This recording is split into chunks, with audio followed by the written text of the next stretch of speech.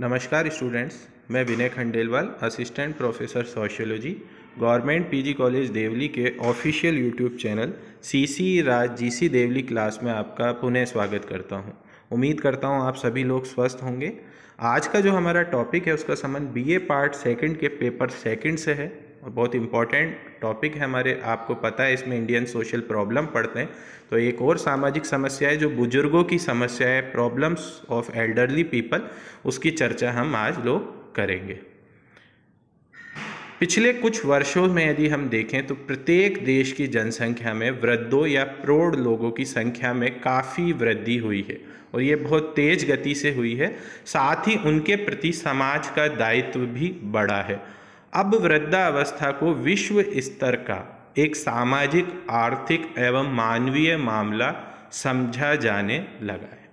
कहने का मतलब अब इसको ऐसे छोड़ नहीं दिया गया, इसको एक इम्पॉर्टेंट ज्वलंत समस्या के रूप में माना गया है कि उनकी भी अपनी एक समस्या हो सकती है और विश्व स्तर पर इसका ध्यान खींचा गया है अलग अलग योजनाओं के माध्यम से। यदि संयुक्त राष्ट्र संघ में यह मामला वर्ष 1948 में उठाया गया, तो आपको पता होना चाहिए यदि आपसे एग्जाम में पूछे कि सर्वप्रथम बड़े स्तर पर यह मामला, वृद्धों से रिलेटेड मामला कब उठाया गया, तो आपको जवाब होना चाहिए 1948, वर्ष 1948। यदि उसके बाद हम देखें तो वर्ष 1982 में ऑस्ट्रिया की राजधानी वियना में भी वृद्धावस्था के संबंध में एक विशेष विश्व स्तरीय सम्मेलन आयोजित किया गया। मतलब 1948 के बाद यदि हम देखें तो बड़े स्तर पर 1982 में ऑस्ट्रिया की राजधानी वियना में इसका सम्मेलन एक विश्व स्तर का आयोजित किया गया। जनसंख्या में वृद्धों की बढ़ती संख्या को ध्यान में रखते हुए वर्ष 1999 में बुजुर्गों के सम्मान में अंतर्राष्ट्रीय वृद्ध वर्ष घोषित किया गया। मतलब 1999 में अंतर्राष्ट्रीय वृद्ध वर्ष घोषित किया गया, यह भी आपको पता होना चाहिए। कुछ आंकड़े हैं जो यूनिवर्सिटी एग्जाम में तो पूछे जाते ही हैं, पर यदि हम प्रतियोगी परीक्षाओं की दृष्टि से देखें तो ये आंकड़े बहुत अधिक उपयोगी हो जाएंगे, आपको धीरे धीरे इसका अंदाजा होगा। यदि भारत के संदर्भ में देखें तो वर्ष 2000 में भारत में राष्ट्रीय वृद्ध वर्ष घोषित किया गया। तो आपको पता होना चाहिए कि पहली बार मामला 1948 में यूएनओ में आया, उसके पश्चात ऑस्ट्रिया की राजधानी वियना में 1982 में, बुजुर्गों के सम्मान में वर्ष 1999 में अंतर्राष्ट्रीय वृद्ध वर्ष घोषित किया गया और भारत में भी वर्ष 2000 को राष्ट्रीय वृद्ध वर्ष के रूप में मनाया गया। यदि वर्ष 2001 के आंकड़े देखें तो 60 से अधिक उम्र की आयु की वर्ग की जनसंख्या है लगभग 7 करोड़ से ऊपर। ये एक के आंकड़े, अभी वर्तमान में इसमें काफ़ी वृद्धि हो चुकी है। यह वर्ष लगभग 2026 में बढ़कर 17.3 करोड़ होने का अनुमान है। मतलब लगभग 10-15 करोड़ लोग वर्तमान में भी देखा जाए तो जो 2021 की जो आंकड़े आएंगे उसमें होने की पूरा अनुमान है। तो इन लोगों की भी अपनी एक समस्या हो सकती है, इसीलिए विश्व स्तर पर इसका ध्यान निश्चित रूप से आकर्षित हुआ है कि भाई इनकी भी कई प्रकार की सामाजिक, आर्थिक, स्वास्थ्य संबंधी समस्या हो सकती है, तो उसे एक बड़े मंच पे ले जाने की हमेशा से ही जरूरत थी। अब हम वृद्धों की वर्तमान स्थिति देखें, यदि एक आधारभूत समझें कि क्या है, तो वर्तमान में जैसे जैसे जीवन प्रत्याशा बढ़ी, आपको पता है पहले व्यक्ति की जो जीवन जीने की संभावना थी वो बहुत कम होती थी। शुरुआत में तो 40-45 वर्ष ही थी, वर्तमान में 60-65 वर्ष है। कई विकसित देशों में तो यह 100 से अधिक, लगभग 100 तक भी है। जापान जैसे में 90-95 तक भी एक एवरेज लाइफ एक्सपेक्टेंसी है।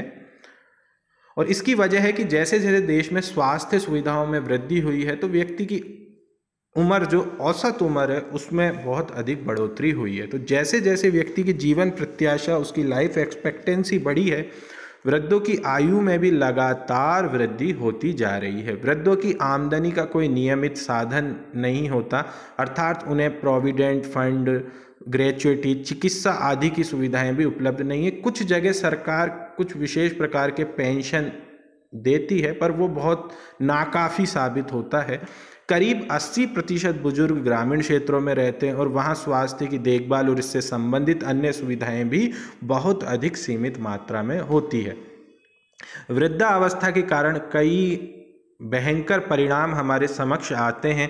सूक्ष्म स्तर पर इसका व्यक्तियों और उनके परिवारों पर बहुत अधिक गहरा प्रभाव पड़ता है। व्यापक स्तर पर सारा राष्ट्र इससे प्रभावित रहता है। वृद्ध लोगों में वर्तमान में यदि हम देखें तो करीब 33% से अधिक लोग गरीबी रेखा से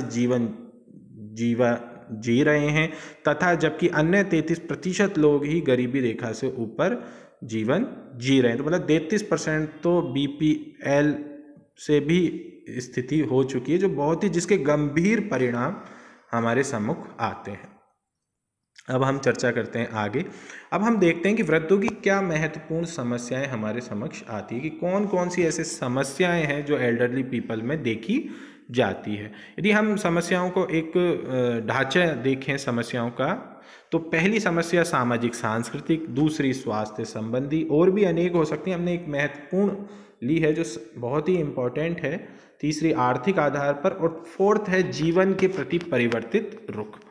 सामाजिक सांस्कृतिक समस्याएं, स्वास्थ्य संबंधी समस्याएं, आर्थिक समस्याएं और जीवन के प्रति परिवर्तित रुख।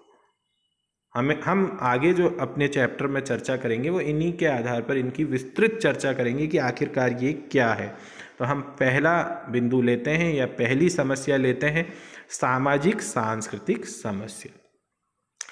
पारिवारिक संसाधनों की कमी की वजह से बुजुर्गों को सामान्यतः कई बार परिवारों में भार स्वरूप देखा जाने लगा, क्योंकि ऐसा माना जाता है कि भाई वो कोई जीविका, उनकी वजह से कोई जीविका निर्वाह तो हो नहीं रहा हमारा, वो ना कुछ प्रोडक्टिविटी ला रहे हैं, तो उनको सामान्यतः कई बार ऐसा देखा गया है कई परिवारों में कि उनको बोझ माना जाने लगा है।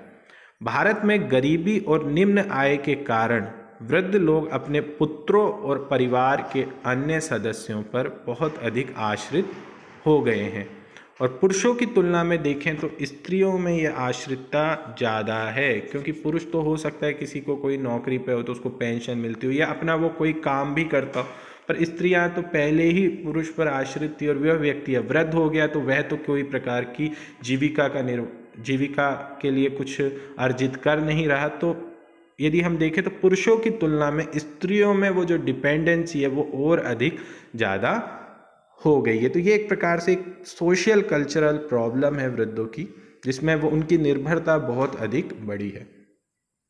यदि हम दूसरा पॉइंट देखें, स्वास्थ्य संबंधी समस्या, तो निश्चित रूप से युवकों में की तुलना में यदि वृद्धों के स्वास्थ्य में गिरावट आनी तो निश्चित है ही, क्योंकि जैसे जैसे शरीर बूढ़ा हो जाता है उनमें अनेक प्रकार की वो बीमारियों से ग्रस्त हो जाता है। उसका कारण शरीर का वृद्ध होना भी है, या युवा अवस्था में कई प्रकार की गई गलतियाँ मीन्स अपने स्वास्थ्य पर ध्यान नहीं देना, उसके भी परिणाम सामने आते हैं। तो वृद्धावस्था के कारण स्वास्थ्य संबंधी जो प्रमुख गड़बड़ी सामने आई है उनमें हम देखते हैं मोटापा, चिंता, तनाव, धूम्रपान अथवा कोई अन्य नशा करता है व्यक्ति तो उस पर भी कई प्रकार की बीमारियां वृद्धावस्था में उसको घेरती है। वास्तविकता यह है कि वृद्धजनों के स्वास्थ्य को उतना अधिक महत्व नहीं मिल पाया जितना मिलना चाहिए था।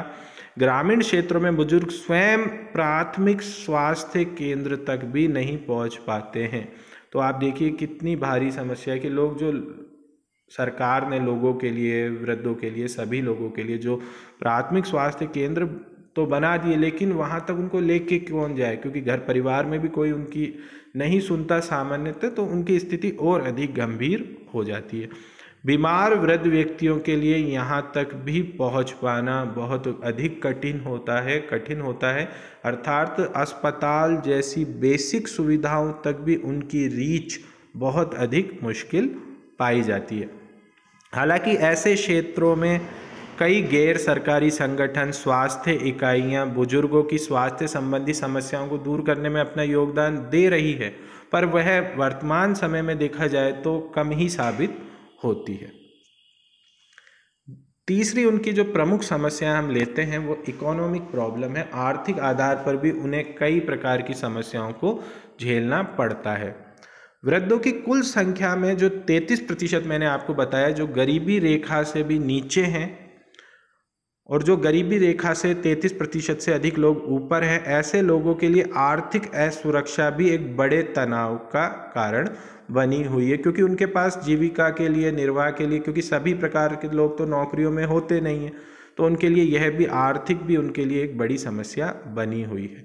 यदि हम राष्ट्रीय स्तर पर देखें तो अनेकों ऐसी परियोजनाएं जैसे हेल्पेज इंडिया अपनी 220 परियोजनाओं के माध्यम से वृद्धों के लिए कार्य कर रही है, पर देश की जनसंख्या को देखते हुए, वृद्धों की संख्या जो मैंने आपको बताई 10 करोड़ से भी अधिक है, उनको देखते हुए यह प्रयास अभी काफ़ी कम दिखते हैं। और एक जो उनकी प्रमुख समस्या है कि जीवन के प्रति परिवर्तित रुख। वृद्ध व्यक्तियों का जीवन के प्रति जो रवैया होता है वह समय के साथ बदल जाता है। बुजुर्ग व्यक्ति जिस वातावरण में रहते हैं उसके प्रति काफ़ी संवेदनशीलता पाई जाती है। परिवारजनों से अलगाव के कारण उनमें अकेलापन, निराशा जैसी, अप्रसन्नता जैसे दुष्परिणाम दिखाई देते हैं। कुछ लोग अपने आप को दूसरों पर बोझ महसूस करने लगते हैं। कुछ लोग अपने आप को, अपने जीवन को जल्दी से छुटकारा पाना चाहते हैं कि भाई हो गया हमारा जीवन, तो अब हमें नहीं जीवित रहना। ऐसे लोग अकेलेपन एवं दुख दर्द की जो इनकी बातें होती हैं उनको भी सुनने वाला कोई नहीं होता, तो ये अपने जीवन से ऊब जाते हैं।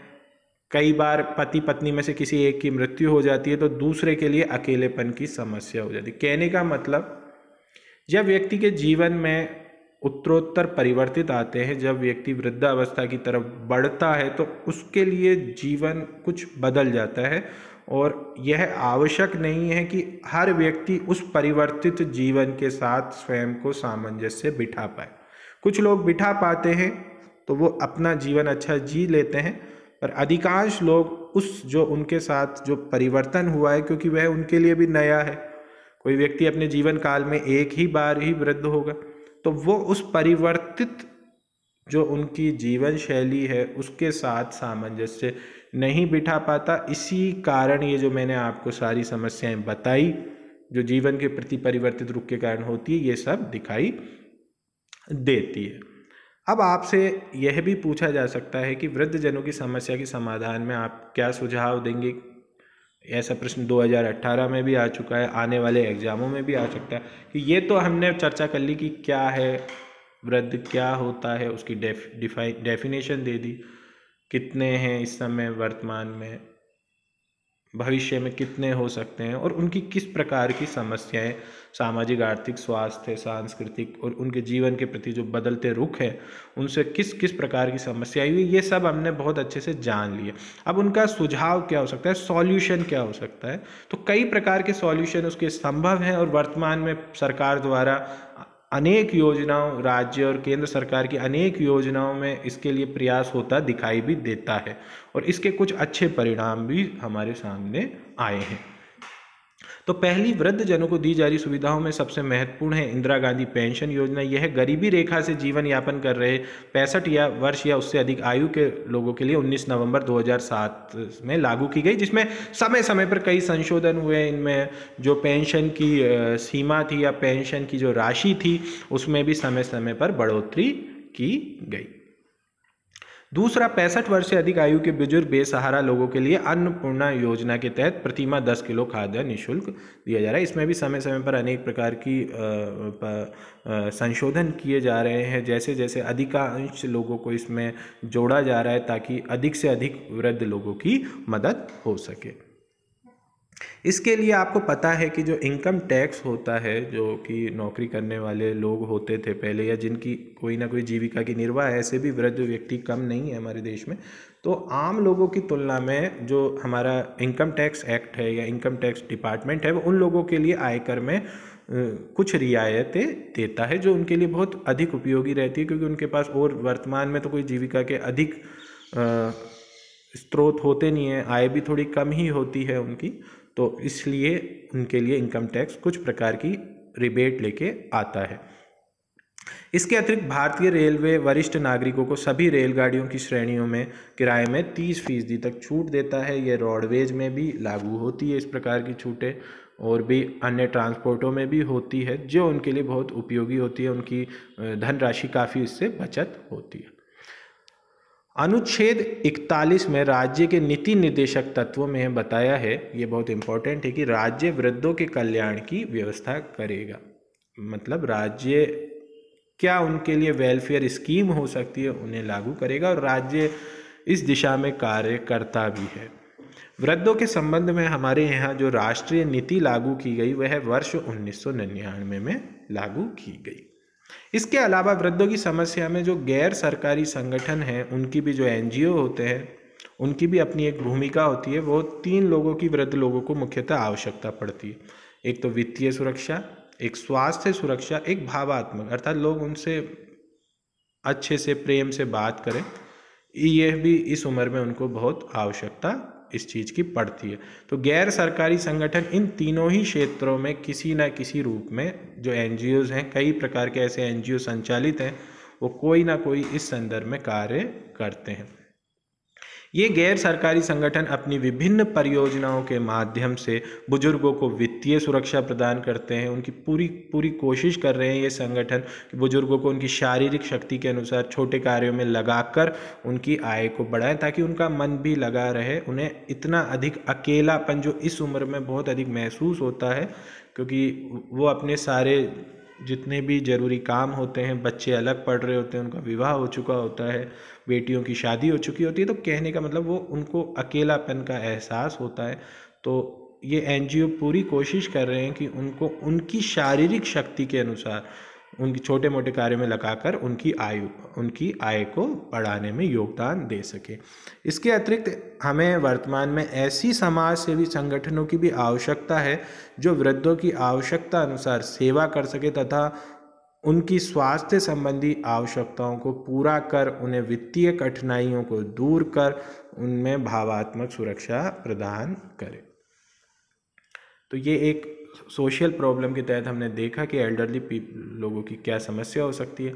उम्मीद करता हूँ आपको कुछ ना कुछ अवश्य आज समझ आया होगा, और व्हाट्सएप ग्रुप में आप इसके असाइनमेंट भी पूरे करेंगे जो भी मैं आपको दूंगा। तो आज का लेक्चर सुनने के लिए आपका बहुत बहुत धन्यवाद। जल्द ही मिलता हूँ नए लेक्चर के साथ।